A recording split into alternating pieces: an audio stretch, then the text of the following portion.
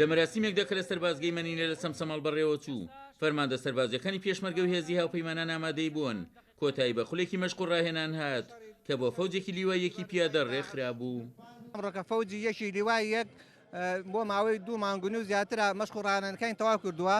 مەشق و ڕاهێنانەکان هێزەکانی هاوپەیمانان مەشق و ڕاهێنان پێ کردووە بە شارەزا و پسپۆری زۆر باش تەدریبێکی زۆر چڕوپڕ لە ڕووی تەکنیک و تەکتیکی نوێەوە پێشمەرگەکان زۆرشتی باش فێربوونە بەڕاستی ئەم مەشقا گرنگێکی زۆری هەیە بۆ شاری کەرکووک و دەوروبەری و لە شەڕی دژبێتۆرەسانی داعش ڕۆلی زۆر گەورە ئەبینێت. لەو مەراسیمەدا ئەفسەر هێزەکانی پێشمەرگە ڕایانگەیان سوودی ئەوتویان لە خولەکە بینیوە و هێزەکانیشان لایەن هاوپەیمانانەوە پرسەک کراون.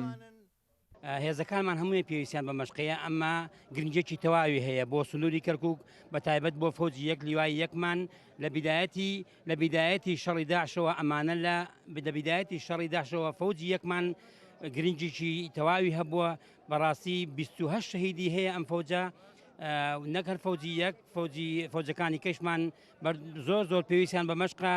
واتای زانایانی سەربازی کە دەڵێن گرنگیدان و عرەقڵشتن لە مەیدانی تەدریبە کەمکردنەوەی خوێنە لە بەرەکانی جەنگدا. دیارە ئەم فەوجی یەکی لیوایش پیادە لیوای شێرکۆی فاتحشوانی کە ئەمە هەرگیز لە بیری ناکەین لەبەر ئەم لیوایە ئێمە دایمە بە لیوایەکی پاڵەوان ناوی دەبین لەبەر فەرماندەکەی خۆی بە شەهیدکردن داوە و بۆیە لێرەوە من ئەمڕۆ پیرۆزبایان لێ دەکەم و دەستخۆشیان لێ دەکەم و دواتر ئەم فەوزە دەگەڕێتەوە بۆ شوێنانەی دایمە لە ئامادەباشیدا دەبن بەرامبەر بە دژمنان و دژمنانی کورد. توانیمان ئەو مەشقە زۆر بەسەرکەوتوی ئەنجام بدەین.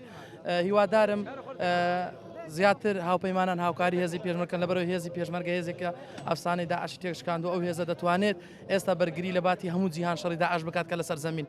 ڕۆژی دەرچوونمان لەم خولی مەشقە بەڕاستی گرنگیەکی زۆرێ بوو بۆ هێزی پێشمەرگە و خولەکە بەم شێوەیە بەڕێوە چوو لە سەرەتا لە ئاستی بەتالۆنی فەوجەوە بۆ خوارەوە بۆ سریەکان و بۆ پێشمەرگەکان لە ئاستی فەوج لە ڕووی قیادەکردنی فەوجەکەەوە بوو دەورەکەیان و فەرماندەی سریەکان و جێگری فەرماندەی سریەکان ئەوانش قیادەی سریەکانیان لە کاتی شەڕا چۆن قیادەی سریەکانیان بکەن.